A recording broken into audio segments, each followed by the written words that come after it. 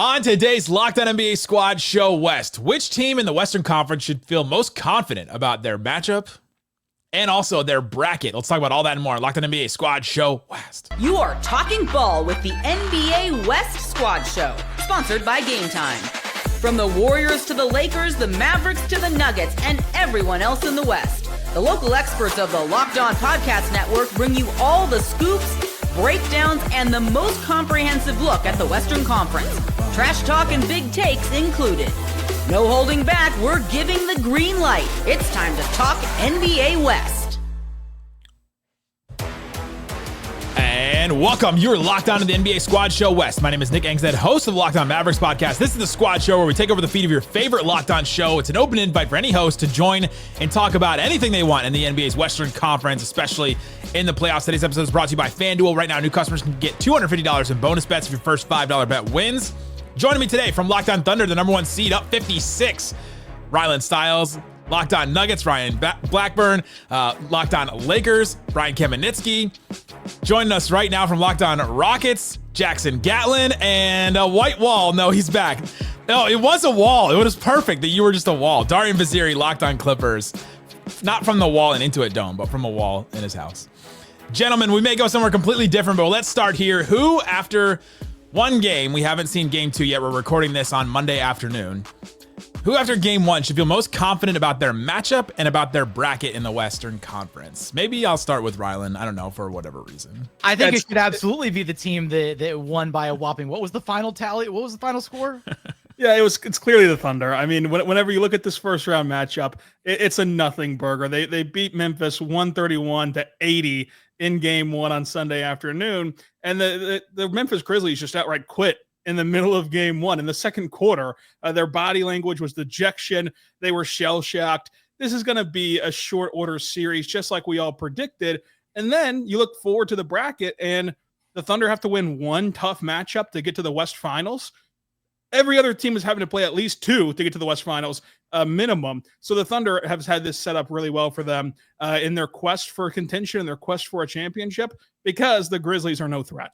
Being at the Grizzlies play-in game against the Mavericks, their body language was so completely different. Ja Morant in that first quarter was flying around everywhere. He had that insane putback dunk. And then they played whoop that trick, and everybody in the arena was waving their towels around. And like, just the body language and the imagery of all that compared to what happened against the Thunder in that game one was insane, which I don't know what that says about the Mavericks. I don't know. Nick, I don't know if you've heard does the transitive property work in the NBA? But man, that was just a stark difference. Anybody else? I mean, anybody going to pick the Grizzlies? Can we get somebody in here? Anybody? I mean, Nick, can win a game. Championships. Let's do. Can the Grizzlies win a game? Sure, they can win a game. Sure. What's the path? They could win a game. A lot of things could happen, Nick. They can win a game. If they win a game, though? If they play Marvin Bagley 40 minutes. Get Marvin Bagley some help. It was the best player on the floor. He's good. He's been good. He was good in Detroit. He was good in Washington. Like, imagine giving the players that actually earn their way as opposed to ninth picks who should have never been drafted to the team all this leeway and firing a good coach over it. I can't believe we found another way to make this about Luka Doncic and just the guy that was drafted over him. I literally just came from the Nico Harrison presser, and everything will be made about Luka Doncic in some way. I'm very curious because I know, did you guys talk about Clippers Nuggets? No, we're about to. We are recording this Monday before game two, so I'm so excited to hear from Darian about how much he can believe in the leadership that he's going to get from noted, amazing leaders in a tough spot coming off the overtime game, Kawhi Leonard and James Harden. Is there any two players that you'd rather have leading your team and the heart that you need to win a series and game like this than Kawhi Leonard and James Harden? Oh, I think that's insane. I think James Harden and Kawhi Leonard are like honestly very polar opposite in ways to me. Harden actually depends on how you define leadership. I think he's a pretty good vocal leader. No, I think he's a pretty good vocal leader. He actually gets the most out of the big men that he plays with. Every teammate seems to speak very highly of him, and he's really done a great job leading this team. The only thing I'll knock about Harden's leadership is sometimes he can be lazy himself on like defense and stuff like that, which doesn't set a great tone. But in the first game, outside of the fourth quarter, defensively, he was pretty good. I mean, If you get, what was it, 29 and 11 from Harden or 30, I forget exactly how many points he had. You're going to take your chances. Kawhi, while he does lack vocal leadership, you're acting like he's some choke artist in the playoffs. This is the guy with the third highest winning percentage in NBA history. He had a bad game, but like you're like writing him off like he's got no. I'm saying that the other guys need leadership. Like Kawhi does fine. His actual Game 7 record, his elimination record for performance, not what you would expect. That's There's fair. a lot of narrative that goes into how we talk about Kawhi Leonard. It doesn't fit with the reality. I watched a couple of games. I watched a couple of games where Kawhi Leonard was really good. True. Well, yeah, but they're playing the Mavs. Come on. Yeah, the Mavs only make they only made fluky runs. That none of their runs were legitimate, and basically anybody that has won anything in the West has not been legitimate for Matt Moore. What about against Milwaukee? Was that team week 2 in 2019 conference finals when they won 4 straight games? Oh no, Fred VanVleet was great in that series. He was amazing. Come on. Props to Fred VanVleet for being the difference maker in that series. I can't believe he wasn't. Wait, Fred VanVleet can be a difference maker in a series? That's news to me. Sorry, I mean, but as far as I guess you're insulting the Clippers' mental resilience. We're gonna have. No, I don't know. This is the question. Like, this is what's actually kind of fun. Is like maybe I'm wrong because you mentioned the Harden thing. I asked Ty Lue in preseason, like, all right, PG's gone. Like, who's been the leader for you? And he was like, it's James Harden. Like, he's been the guy that you need to do that. And there's like he leads by example. And I pressed him because I think that leading by example can oftentimes just mean like he's a good player and he doesn't actually do anything. And so I asked Ty Lue about it, and I was like, is it important for it to be one of those guys? And he was like, it has to be. And I was like, because Ty played and coached. And I was like, why? And he was like, otherwise it's just talk. Like, you have to step up and you got to do it, because otherwise you can say all those stuff that you want to, but you got to actually do the thing. And I think that Harden's leadership there actually is important. Well, I think this season, and I'm not the first to defend James Harden about anything, but he has been great with the media. Zubac speaks so highly of him. Clearly, they've put in a lot of reps working in pick and roll. He's built. Zubac is playing the most confident basketball of his career, and there is a level of that's just his own improvement. But having a guy that teams consistently have to go over the top of screens, and we know Harden's a great pick and roll passer. Jackson could tell you that better than all of us here. So he's done a good job of getting. A lot of guys in the Clippers are having career years, and he's been running the show. So I do believe that there is some correlation there. Ryan, just so many great words to say about a team that choked a 15-point lead. They did, but I blame Kawhi Leonard more for that than Harden. And I believe Kawhi Leonard will bounce back. But you're right. It's going to test the mental resilience of this Clipper team. I think all season long, though, they've shown that they're pretty tough-minded and they haven't been, soft like the 2-1-3 teams with Paul George. And I'm not totally putting that on Paul George, but I don't know. There's some kind of there's something he radiates that gives off loser energy. Just ask the Sixers. Well, while we're still talking about Nuggets Clippers, I just want to take a second. But hopefully, by the way, I hope the Clippers win this game by like 1 million. So Matt Moore. And now look like an idiot. Since we've already recorded. Westbrook. Can we talk though about Darian? I'm just gonna let you ISO for a second. Game 3 is on NBA TV. Oh my God, Nick. This is an actual disgrace to the NBA. Adam Silver's, we talk about, we're not promoting this game enough. We're not promoting the NBA enough. Here you have an amazing first-round matchup that should be a second-round series. You got the best player in the world. He's won 3 of the last 4 MVPs. Like, this is a guy that is front and center in your league. You got James Harden and Russell Westbrook and Kawhi Leonard, who are some of the biggest stars of the last decade of the NBA. They have cult fan bases. Just ask me. I have to deal with them in the comments all the time and in Twitter. And we saw that first game. It's the best basketball matchup. That Rockets-Warriors series, I was very excited for it, but that was some nasty ball being played for stretches of that game. And I like those kind of barn-burner games, but the Nuggets-Clippers just clearly from game 1 passed my prediction of the best basketball, and then on top of that, the newest stadium in your entire league. Amazing stadium. Fans are fired up. First game in that stadium, NBA TV. For what matchup? Not the Warriors-Rockets, not the Lakers-Timberwolves. For the most lopsided matchup of this first round. We'll get plenty of OKC flowers and attention in the second round and further if they make it past the second round. But it's just, I can't even fathom it. On NBA TV for the first playoff game into it, I had a vision, Nick, of checking my phone during commercial breaks on Twitter and seeing everybody go crazy watching the TNT or ESPN broadcast of how amazing this crowd is. And now people are going to be searching on, Stream East for a link of the game. Didn't they shut that down? I got to be honest. You had me up to the point where you get to the arena. Because you're going to say it's not important. Well, I'm not going to say for that arena. I'm going to say that nobody cares. At least for that arena, they have the wall, which is like some kind of novelty oddity that it's actually like a cool arena as opposed to Staples Center, which is just like Staples. I agree. Staples is not a great arena, exist. but the Lakers aren't on national television because the arena's cool. Like you don't broadcast the arena, you broadcast the game. I happen to agree with Darian though that the game should be broadcast on a bigger, because you have a really intriguing and very good Clippers team playing the best player on the planet. I disagree. Brian, I tune in exclusively to see what's going on in the crypt. Okay, that's all I do. Dude, I'll tell you though, you won't be able to miss basketball. Crowd. Won't be able to miss the crowd if it goes the way I think it's going to go. I mean, this is going to be awesome. Coming up, let's get into the other series. Let's talk about that ugly basketball for the Rockets and the Warriors. Let's talk about Lakers, Timberwolves. Everybody on the Squad Show picked the Lakers. The Timberwolves won game 1. Let's talk about all that and more. Coming up, Locked On NBA Squad Show West. Today's episode of Locked On NBA Squad Show West brought to you by FanDuel. FanDuel Sportsbook has all kinds of props and odds you can use to get in on the action. Check it out. Put down $5. You can get $250 in bonus bets if your first $5 bet wins. I'm looking at the series odds, and right now, my favorite one on FanDuel is Oklahoma City Thunder to win the series. Minus 10,000. You have to bet $10,000 to win 100 for the Thunder to get money on the Thunder to win the series, which is absolutely wild to me. Love it. We were just talking about Clippers and Nuggets. Nuggets minus 138. Clippers plus 118 to win the series. You can go check out those odds and all kinds of other stuff at FanDuel. Again, put down $5 if it's your first $5 bet and you win. You'll get $250 if that bet wins. Check it out. FanDuel.com. Again, FanDuel.com.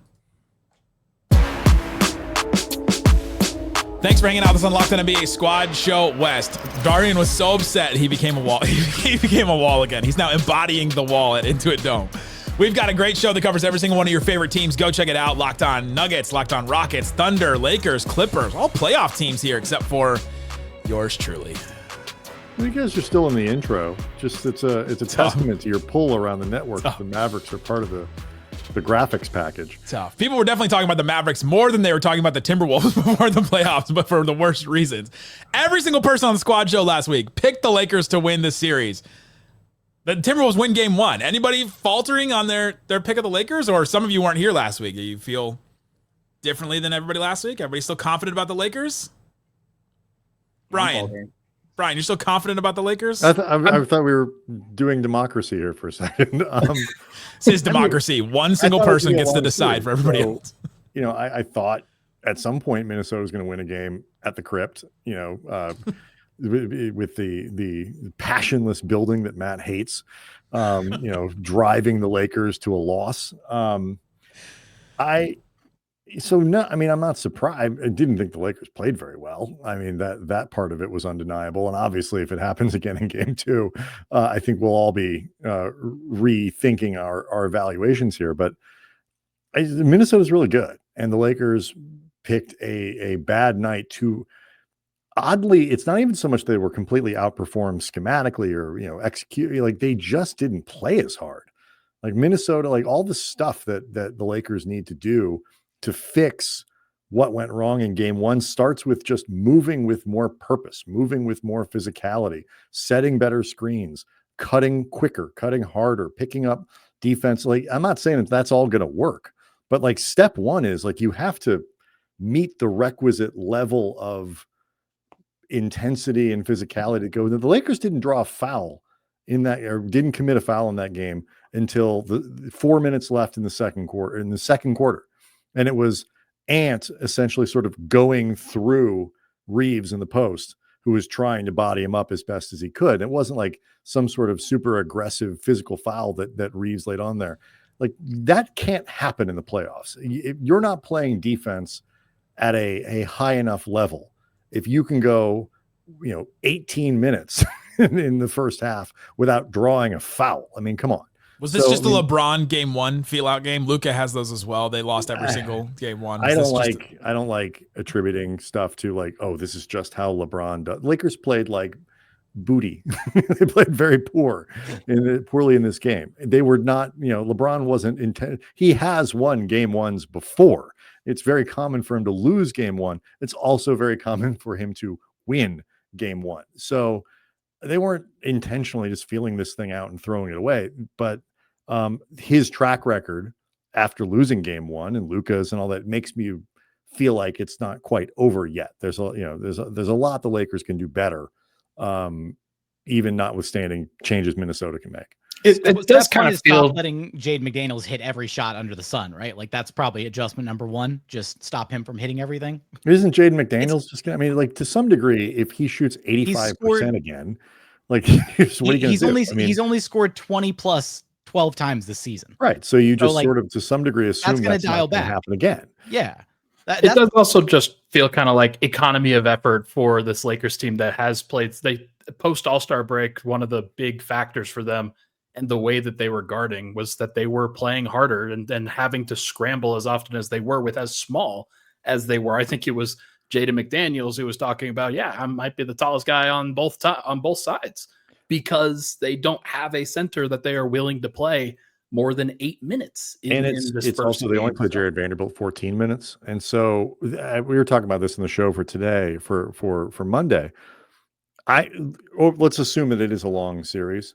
If the Lakers can't develop some confidence to play Jackson Hayes, to play Jared Vanderbilt or whatever, not only are they going to be really small in terms of, just overall height. The Lakers are a long team and they're big, but you're playing without a center, you become sort of at least to some degree small.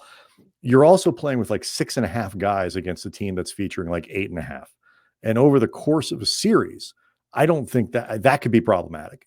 Just that the Lakers depth can be overrated in the playoffs. Who you are 5 to 9 doesn't necessarily matter as much as who you are 1 to 4, but you got to play some dudes, and the Lakers are threatening to play such a short rotation that it could become problematic later on.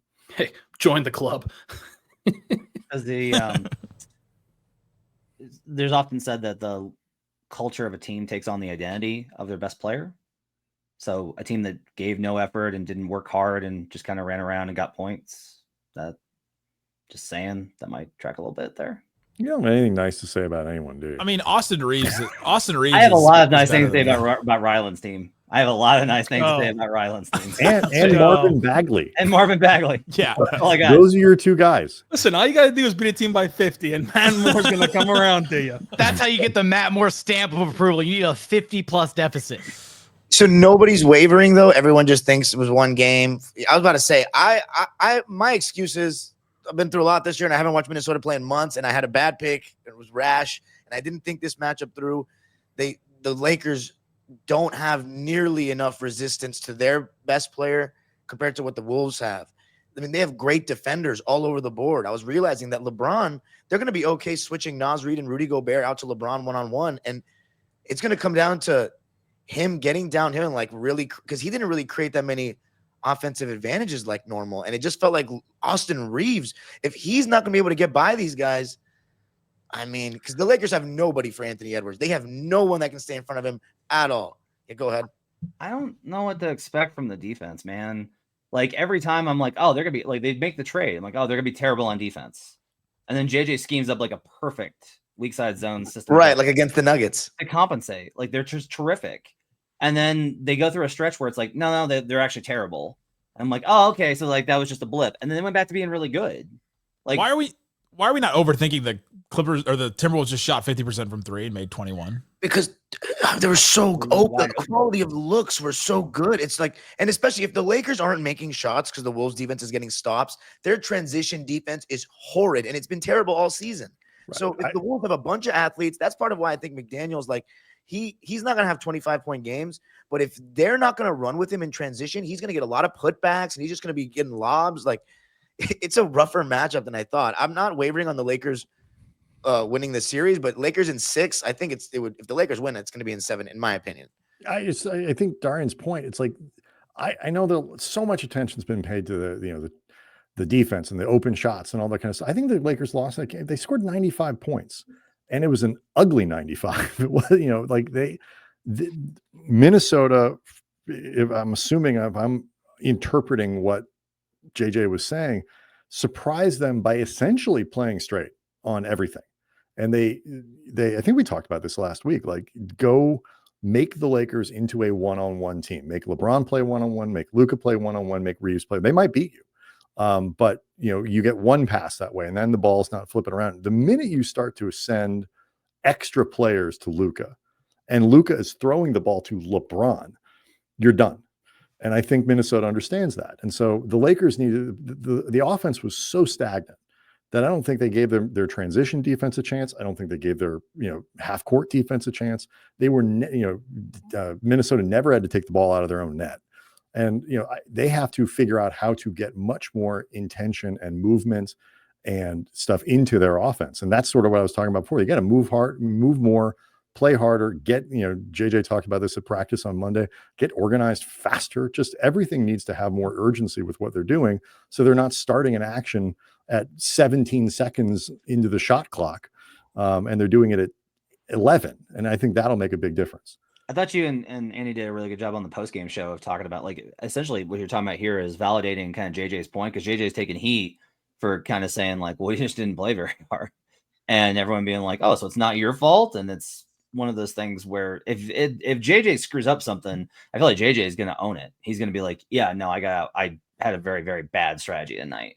Yeah, I think so. Generally, yeah. Versus like Ime Udoka, who's just, I don't know what he's going to do, cut a wrestling promo or something. But like, I thought you and Andy made a really good point about how, like, it really is about effort. Like, they get a hit first. If you don't hit the Wolves first, they will run over you. I will say, though, don't forget the last year the Wolves went up 2-0 in Denver, and we were like, well, this thing's a wrap. And then they lost the next two. They wound up winning the series. But I think that's like something interesting about Minnesota, that they're able to go on, like, they punch first. The question is, like, what happens when you punch back? Yeah, I think that said, I think if the Lakers don't win game 2, I don't want to say they're cooked, because you got to win 4 out of 5 with 3 of those coming in Minnesota. That's a tall order. Luka did win both game 1 and 2 on the road in the Western Conference Finals last year against. Just say that it's different team, definitely different. But good probably big. shouldn't have traded that guy. He's pretty good. Probably should not have. Probably should not have. Player. That guy is still employed. Let's get into the Warriors versus the Rockets. What do the Rockets do? How do they score points? We'll talk about that and more coming up.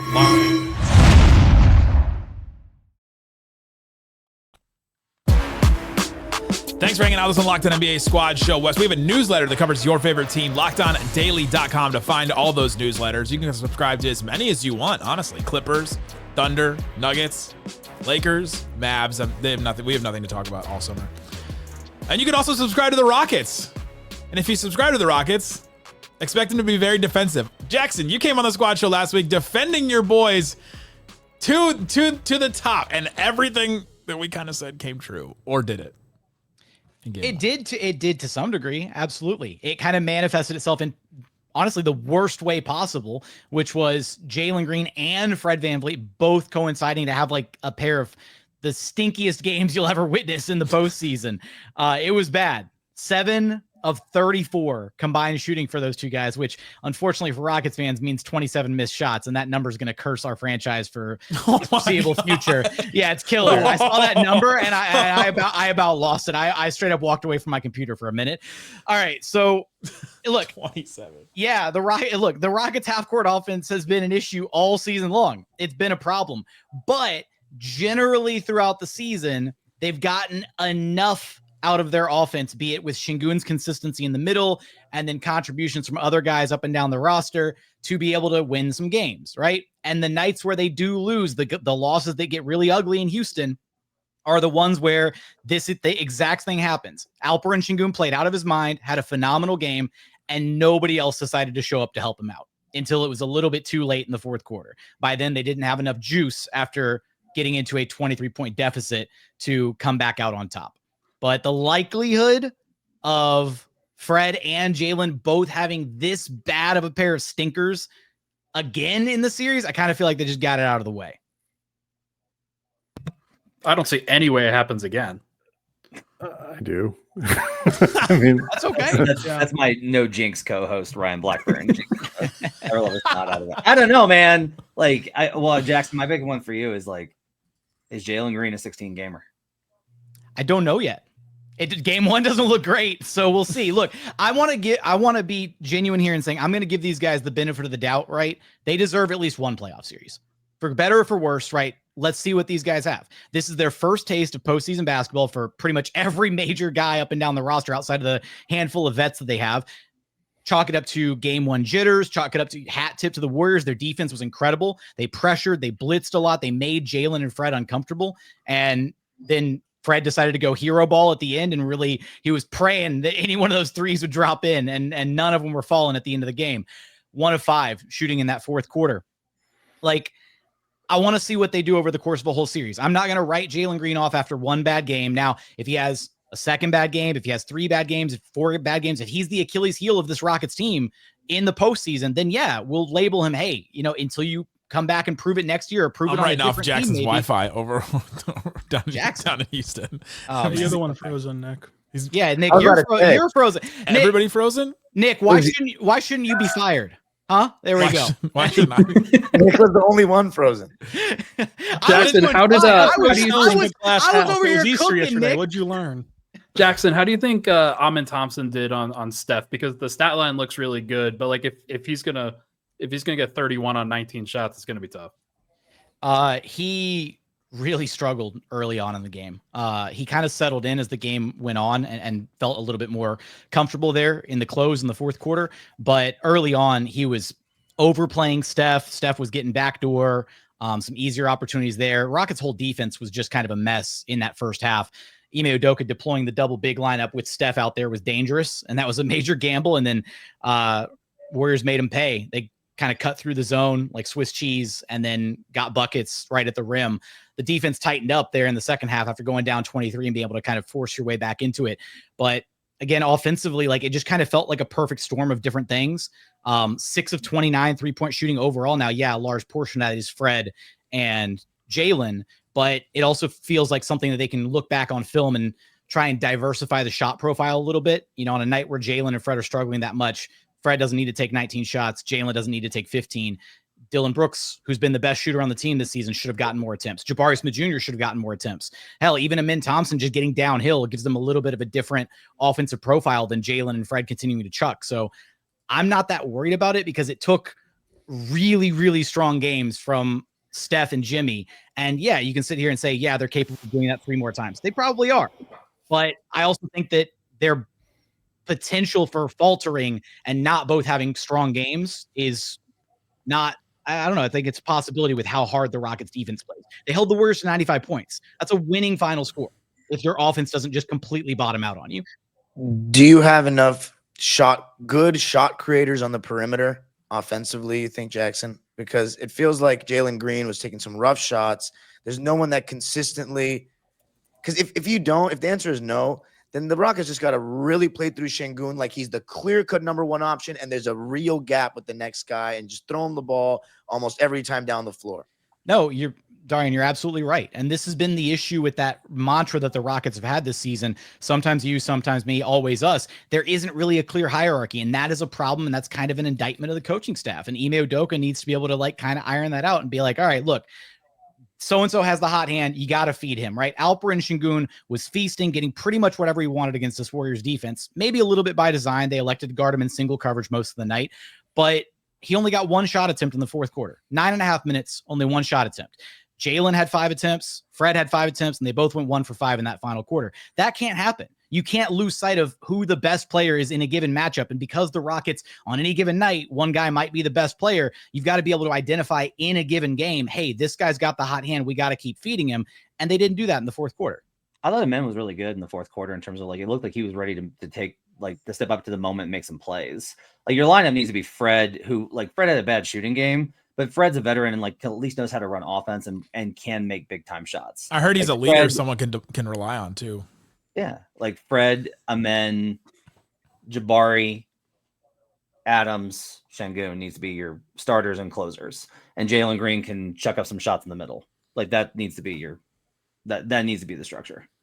The problem is, even with Fred out there, and like this is the Rockets are reliant on Jalen Green. They need a version of Jalen Green that can self-create to an extent. They do, because unfortunately, Fred, like watching Fred in the non-Şengün minutes is painful because he doesn't have any ability to get downhill. He doesn't have an ability to really generate great offense without the Rockets playing through Alperen Şengün. And those moments got really sticky without Şengün on the floor. So Jalen is the only other guy that can reliably self-create on this team outside of Şengün, and maybe a little bit of Min Thompson if he can get downhill, but that's it. And so the team is, unfortunately, for better or for worse, built around that. They need him to give at least a little bit of production, or they're going to have games like this where the offense just isn't enough. That's what you get when your two highest build, well, I guess Fred's the highest build player, but your two star players have to produce. And one star player did produce, but he didn't have somebody show up with them, to be able to put them over the hump in this game. Amen and Şengün had a better offensive rating than the three of them together. Amen and Şengün without Jalen. That's not surprising. Well, let me ask you this, Jackson. Do you think, even with the concerns, the offensive struggles that Jalen has, can the Rockets even bench him in crunch time? Is that even, what I'm saying? He's the second pick in the draft. The Rockets have put so much into him. Like, has that even been a thing that's ever happened this season? Yeah, they can and they should. Ime's shown a willingness to bench anybody at the end of games if they're struggling, if they're hurting the team, if they're holding the guys back. I almost wonder if there was a level of here in game one not wanting to use that as the resorting to benching Jalen here in game one from a confidence factor, right? It's game one, get the playoff jitters out of the way, your first taste of postseason basketball. You don't want to screw up his confidence by benching him and be like, hey, okay, you struggled, you're not going to be in there to close the game. I got to go with another option. Maybe that's babying. Maybe that's not the mentality it was at all. Maybe he really did think Jalen was going to be one of his best five guys to close out that game. But and I agree with Matt, the closing lineup shouldn't have included Jalen Green in this game. And for the other reasons, even though Fred VanVleet was absolutely struggling to hit shots too, he brings hard-nosed defense. He brings the ability to set the floor, set the table offensively, and he can spoon feed Alperen Şengün assists to get easy buckets underneath because he's the only guy that can hit LP on a seal down low when he's got good post position. So for all those reasons, Fred's got to be out there. Amin's got to be out there. He's your best defender. And pick your poison between two of the other three wings. Or if you want to go with the double big lineup, have Adams out there. But Jalen Green was killing the Rockets in this game. He was. Rylan, what team after this game ones are you most confident can take 2 games off of the Thunder? I would say I still would hold strong that Minnesota could do it, the Lakers could do it, and do more than that for the Lakers and the Timberwolves. And I still think that Denver would be no pushover, and neither would the Clippers. I think that the Thunder would win the second round matchup between whoever wins that first round game, but it wouldn't be in a sweep. It wouldn't be in 5 games. I think that there's too much respect for what is capable of happening with those two teams against OKC. But so for 2 games, it would be the 4-5 seed Minnesota and the Lakers. Rylan, how dare you? Rockets took 2 games off the Thunder. Okay, they had an extra game because of the NBA Cup. I mean, the 4 real regular season games they won once on the Fred VanVleet 38 ball. Congratulations, that's not going to happen. The Rockets aren't going to make it out of the first round, so who cares? Jackson, the Mavs beat the Thunder 3 times this year without Luka, so I don't know if that's. Looking at their regular season losses is a great indicator. The Rockets have 0 hope against the Thunder. They have 1% hope against the Warriors. Who's going to score the ball? You got what you wanted. You got a 95-point total from Golden State, and that's what happened. Nobody could score. There's no offense. Good luck. Good luck. Are the Warriors going to? I know we're talking about the Rockets in the year of our Lord 2025 holding a team to 95 points and losing by double digits. What are we talking about? Congratulations, you executed your perfect game plan. And I agree with you, that's probably not likely to happen again. Teams just accidentally score 95 in the NBA now. But are we sure that the Rockets can keep a lid on Golden State to where they're only scoring 95 and that doesn't go up to 105 or 110 over the course of the series? Because I think there is can Houston win a game where they need to score 118 points to do it? They can. And actually for the last 2 months of the regular season, once their shooting percentages started trending up and they were kind of hovering around 38% or so for the last month and a half of the season, their scoring totals went up. They looked like a much better offensive team. Some of it just boils down to knocking down shots in the half court because they do actually generate some wide open looks off of how defenses guard Alperen Şengün, how they sometimes blitz and trap Jalen Green. But there's just bad shooters up and down the roster. And again, a lot of credit to the Golden State Warriors defense in this game. They made the Rocket shooters uncomfortable. They ran them off the 3-point line, and they really put a lid on the basket as far as just collapsing in the paint. Rockets played in the crowd too much. They turned the ball over way too much in the second quarter. That was the quarter that killed them. They only put up 13 points in the second quarter, 7 turnovers, only 13 points, only 2 Rockets scored. Şengün was perfect, 4-4 from the floor. And then Dylan Brooks hit a 3 and had a bucket somewhere else in there.